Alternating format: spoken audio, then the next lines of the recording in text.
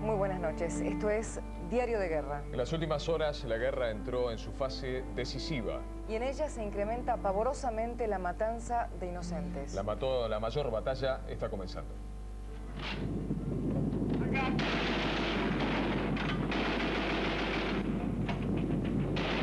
Las tropas americanas combaten fuertemente con la división más preparada de la Guardia Republicana, la mayor acción por tierra mientras se avanza hacia Bagdad. El principal objetivo, buscan eliminar al grupo de élite de Saddam Hussein antes de entrar a la capital. Estos combates se dan en Karbala, una ciudad clave a solo 80 kilómetros de Bagdad. Y tienen lugar ahora. En la última jornada, las tropas americanas dejaron de avanzar por el desierto y entraron también a zonas pobladas. Los enfrentamientos fueron entre las casas de la gente.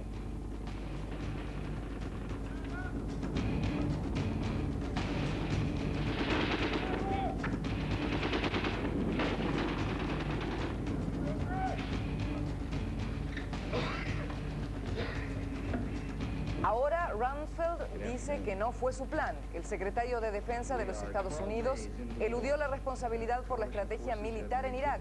Dijo que el plan es excelente, pero que pertenece al general Tommy Franks, por mucho que la prensa se lo atribuya a él.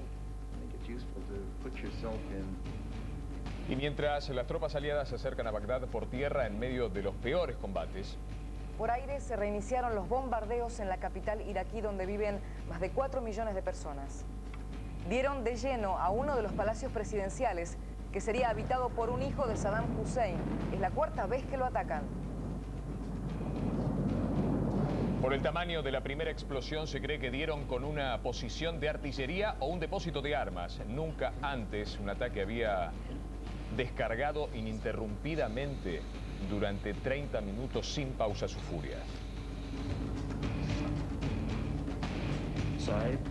Hoy Estados Unidos consideró que es inevitable la muerte de civiles y defendió a los soldados que mataron a mujeres y niños en un puesto de control. Hicieron lo correcto, eso dijo el ejército. Poco después un misil masacró una familia en Haidariyah, al sur de Irak. El proyectil disparado por un helicóptero Apache mató a 15 miembros de una misma familia, de la que solo quedó un integrante.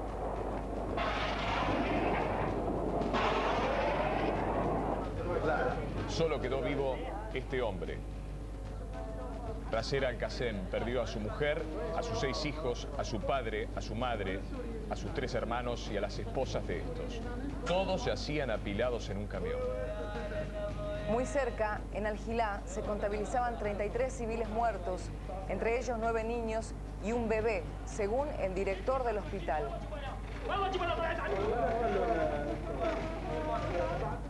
La Cruz Roja calificó de verdadero horror estos bombardeos. Se preguntó qué armas se están utilizando debido a que se hallaron decenas de cuerpos desmembrados. Instantáneas de la guerra. El descanso del soldado. Así pasan su tiempo libre las tropas apostadas en la ciudad de Suafán, al sur del país, mientras esperan la orden de actuar.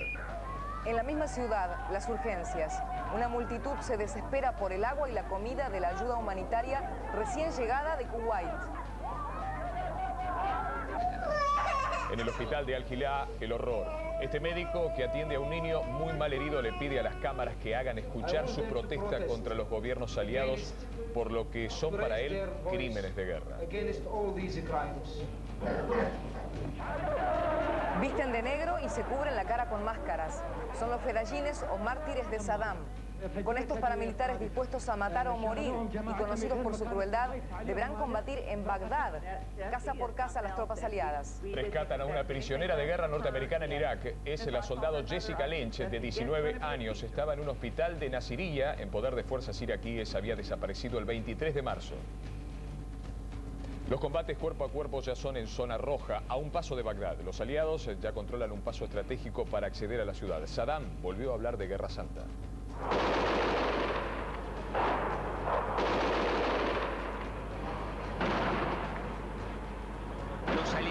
clausuraron tras un feroz enfrentamiento un puente fundamental para el acceso a la capital iraquí.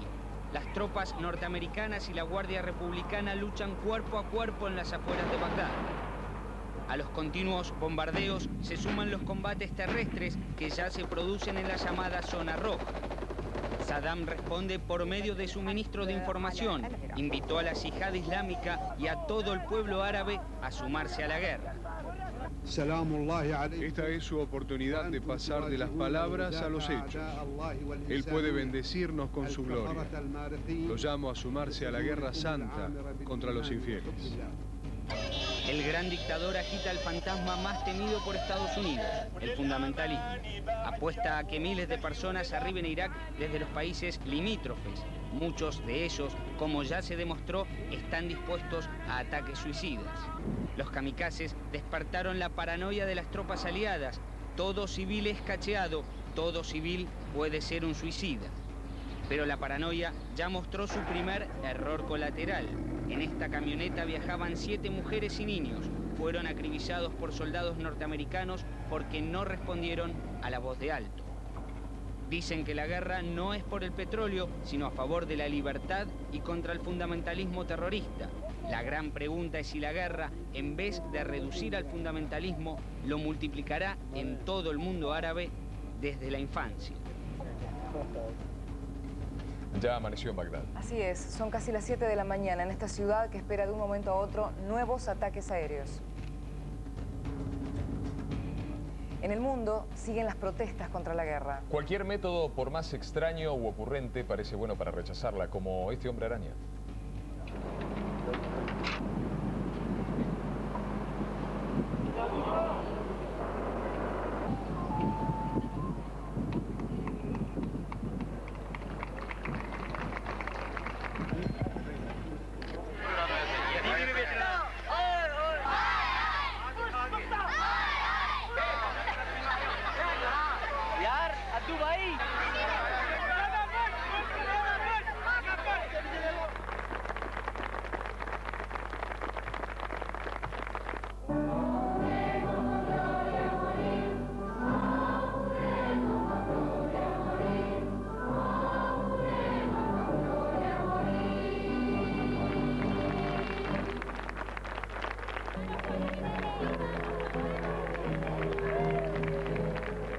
Salim Kadjo vive en La Plata, en la provincia de Buenos Aires. Su hermana vive en Basora, la ciudad de 1,5 millones de personas al sur de Irak, donde se desató la grave crisis humanitaria de esta guerra y donde, según los reportes, el panorama se puede describir como apocalíptico.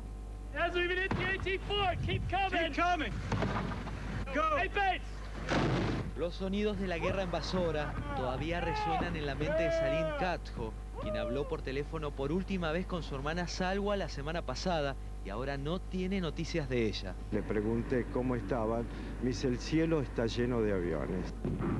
En la década del 40, la familia Kadjo emigró del Líbano a la ciudad de La Plata. Viajaron todos, a excepción de Salwa, quien recién casada con un iraquí, decidió instalarse en la ciudad que hoy está sitiada por las fuerzas de la Alianza Angloamericana. Han tenido que adaptarse en todo sentido. La falta de medicamentos, la falta de alimentos, la falta de agua. En muchas situaciones de violencia han tenido que recurrir a potabilizar ellos mismos el agua para tomar. Mientras insiste en comunicarse, la parte argentina de la familia ya preparó una lista con los nombres de los parientes que conviven a diario con la violencia en Irak.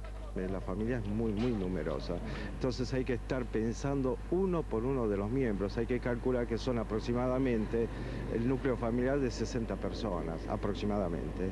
Los hermanos Kadjo saben que la situación a 13.080 kilómetros es delicada, pero confían en que llegará el llamado que los liberará de la angustia. Es emocionante, muchas veces sabemos que estamos en línea y no sale la voz de ninguno de los dos lados. Es la emoción de saber que está, que vive, que existe. Y Madonna se arrepintió. Sigue ese llamado, sobre todo. Y Madonna, hablamos de ella, se arrepintió. Después de generar una fuerte polémica, la cantante retiró el videoclip del tema American Life por respeto a los soldados norteamericanos. El video, que critica la guerra y se ríe del presidente estadounidense George W. Bush había comenzado a emitirse ayer en varios canales de televisión de todo el mundo. Este es el momento más polémico. Hoy, sin embargo, la propia Madonna admitió que su emisión no es apropiada en las actuales circunstancias, según dijo en un comunicado.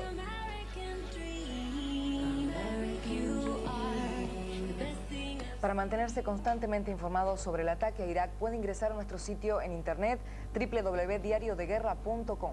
Allí va a encontrar al instante todos los acontecimientos desde el Teatro de Operaciones y las capitales mundiales. Producido por nuestro equipo Terra y Radio Continental.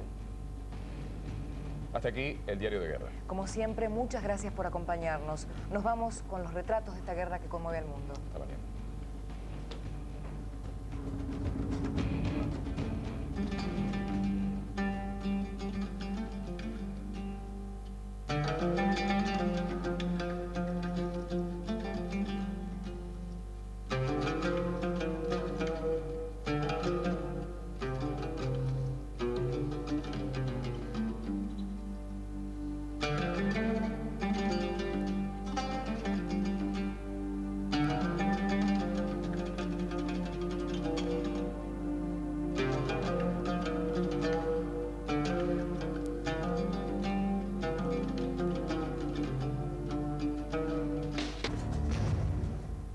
الذي نراه لعلك تسمع هذا الانفجار.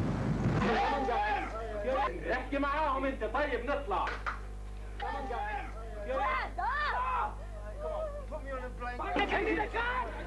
Ese misil impactó de lleno en la planta 15 del hotel.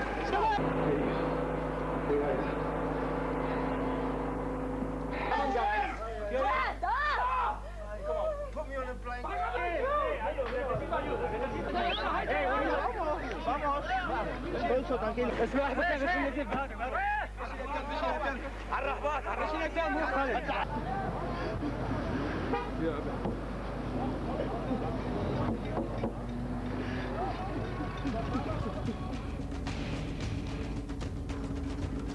El mundo condena los ataques aliados que mataron a 3 periodistas en la última jornada en Bagdad. Estados Unidos sugiere que en ese hotel, Palestina, había francotiradores, pero lo que nadie ignoraba ni ignora es que allí viven y trabajan periodistas. Preste mucha atención a la secuencia del ataque. El edificio está en la mira. La cámara y el tanque que lanzará el proyectil están frente a frente. Y así será el recorrido del disparo, frontal, directo. El blanco queda probado por el fuego perfectamente esférico registrado en este plano. Luego vendrán las muertes de 2 hombres de prensa que registraban tomas desde los pisos altos y el caos. Los errores no llevan tanto tiempo. Que no haya testigos, que no haya cámaras que muestren el horror. La Federación Internacional de Periodistas condenó como crímenes de guerra la muerte de 3 periodistas en las últimas horas en Bagdad, víctimas del fuego aliado. En 20 días de guerra ya son 12 los hombres de prensa muertos o asesinados. الضوء الذي نراه لعلك تسمع هذا الانفجار الشديد كسر. Así fue el impacto de un proyectil lanzado desde un tanque estadounidense en los pisos 15 y 16 del Hotel Palestina. Hogar y oficina de la prensa extranjera que cubre el conflicto en Bagdad. La cámara quedó sola. Desesperación, confusión y corridas.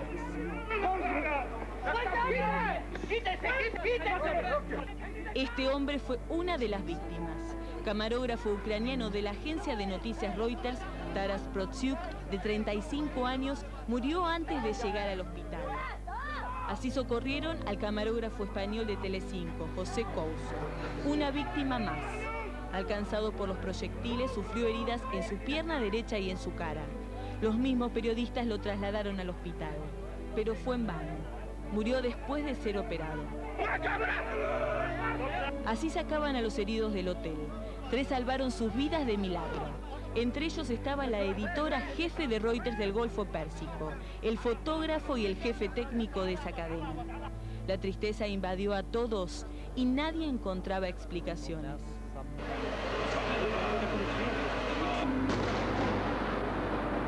Más temprano un misil norteamericano impactó en las oficinas de la cadena Al Jazeera en la ciudad iraquí. Un camarógrafo murió en el acto. Pero la desesperación también alcanzó a los cronistas heridos de la cadena Abu Dhabi del Golfo Pérsico, después de un ataque estadounidense. Nuestro enviado a Bagdad, Santiago Pavlovich, estaba cubriendo justamente el bombardeo a las oficinas del canal árabe Al Jazeera cuando se produjo el ataque al Hotel Palestina, donde él mismo se aloja con su equipo y que, recordemos, desde el primer día alberga periodistas de todo el mundo. Pudo registrar y relatar estas imágenes como un testigo inmediato. Escuchamos un impacto muy cercano y nuestro hotel había sido tocado. Todos los periodistas corrimos hacia el lobby.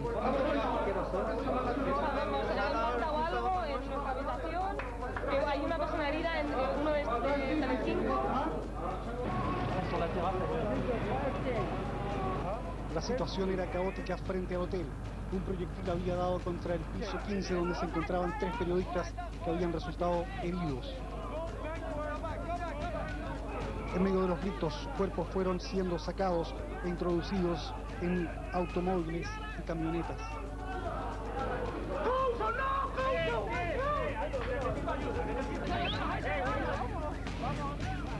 Un camarógrafo español había resultado herido. Los periodistas españoles estaban bajo un fuerte shock, un shock tremendo.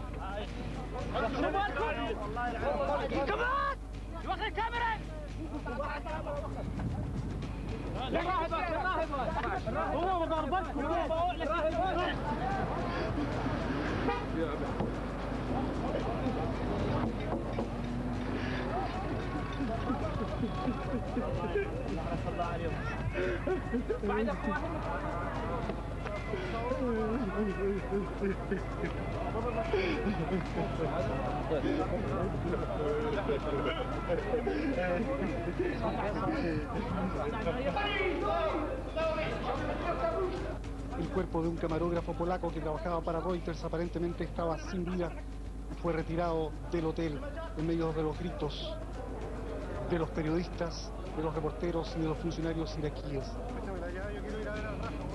Rafael Cavada había estado grabando con su cámara un piso más arriba que los equipos españoles y de Reuters. Él se encontraba en perfectas condiciones, pero su testimonio es dramático.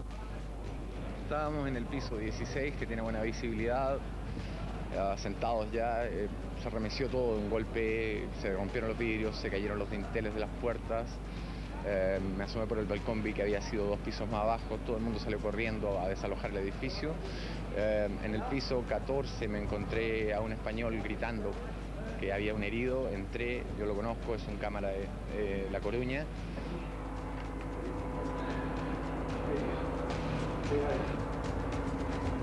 Con estas imágenes que muestran los instantes posteriores a la tragedia que costó la vida a 2 periodistas, desde Bagdad, Santiago Pavlovich, Rafael Cavada y Alejandro Leal para Telefe Noticias.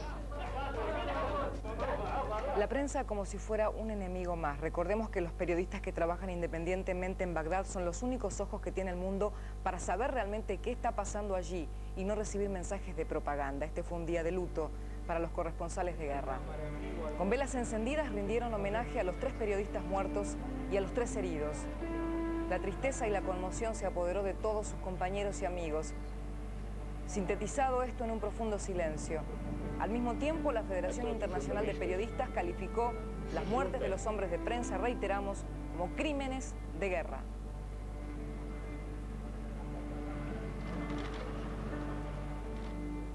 Y para el Comité de Protección a Periodistas con sede en Nueva York, el ataque al Hotel Palestina habría violado la legislación internacional por haber puesto en peligro innecesariamente la vida de civiles. Y lo cierto es que con el avance de las tropas a Bagdad, el peligro para los civiles es lo que crece, ya que las casas de la gente se convierten en parte del campo de batalla. Las casas o este hospital. Hospital y trinchera. Cualquiera puede ser blanco de ataques, por eso se preparan con las defensas que pueden. En medio del colapso humanitario, ni médicos ni heridos están a salvo. Un auto, una camioneta, un cañón, otro auto, otra camioneta, una batería antiaérea. Así es el tránsito en las avenidas de guerra. Eso sí, sin pasar la velocidad permitida, aunque con algunas excepciones. Un niño iraquí ve a un soldado norteamericano de guardia en la vereda del barrio. No le teme, se ríe. Es que un soldado en Bagdad no es algo que llame la atención. Y al peligro, después de todo, están acostumbrados. Véase bien, aunque esté en guerra, no es un comercial. Tranquilamente podría serlo. Este soldado se toma su tiempo en plena invasión para afeitarse en su vehículo armado mientras su tropa avanza desde Mosul. Un buen motivo para bailar y cantar. Estos pobladores del sur de Irak celebran con bailes y canciones la llegada de soldados británicos porque traen comida y agua.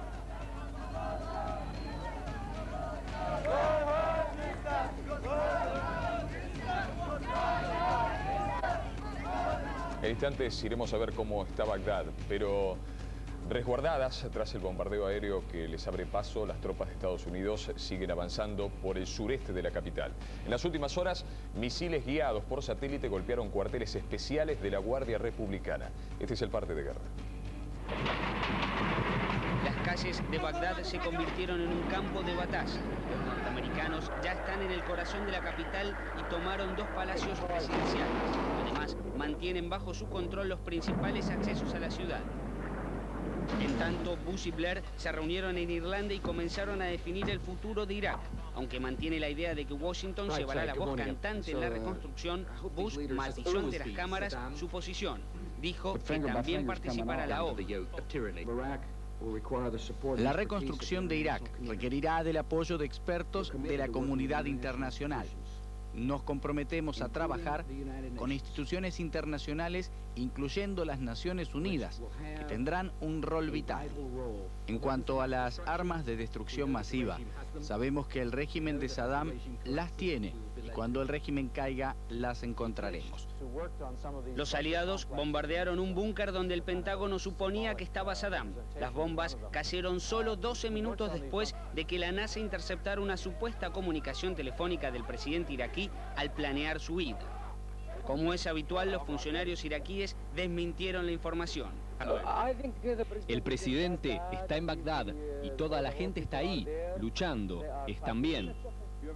En tanto, según las tropas británicas, el 90% de Basora, la segunda ciudad del país, está bajo su poder. Con la caída del régimen, los habitantes de la ciudad salieron a las calles y saquearon edificios gubernamentales y las casas de miembros del partido Baas.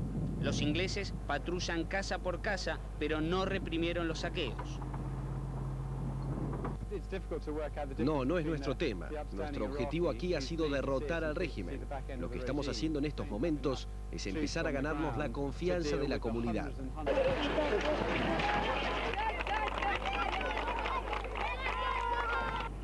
Por primera vez, las tropas invasoras fueron bien recibidas, un episodio que los aliados desearían que se multiplique. Ellos no son invasores, ellos quieren hacer libre al pueblo iraquí. Los kurdos, enemigos históricos de Saddam, avanzan con apoyo de los norteamericanos. A 30 kilómetros de Mosul lograron la rendición de la resistencia iraquí. Al norte del país comienzan a caer también los símbolos del poder de Saddam.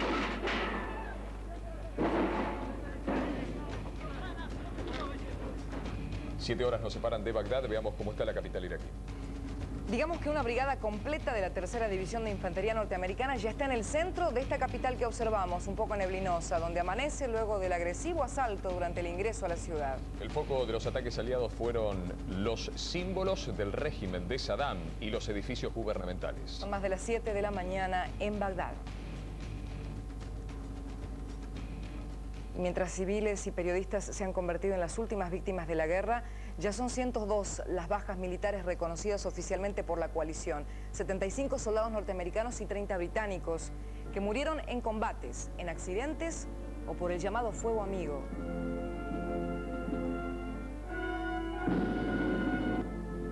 El fuego amigo es el que proviene del mismo bando, que ha causado hasta ahora en total 5 bajas. Los accidentes se produjeron sobre todo en helicópteros, cobrándose la vida de 16 militares del Reino Unido. Este es el homenaje al llegar los restos justamente al Reino Unido. En combate con fuerzas iraquíes cayeron 9 hombres del principal aliado de Norteamérica en la guerra contra Irak.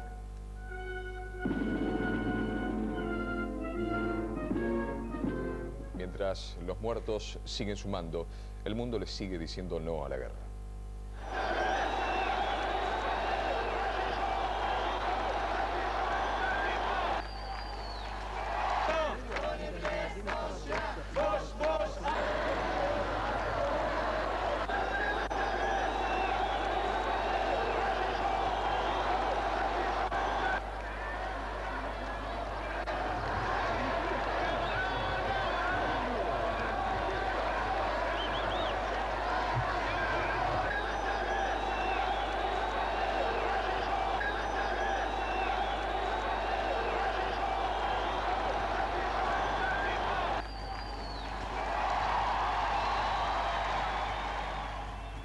Las imágenes de los ataques a periodistas y también la cobertura especial de nuestro enviado a Bagdad están en diariodeguerra.com. Allí también va a encontrar información detallada del movimiento de las tropas aliadas en su toma de la capital de Irak. Hasta aquí el Diario de Guerra. Muchas gracias como siempre y nos vamos con los retratos de la guerra. De esta manera.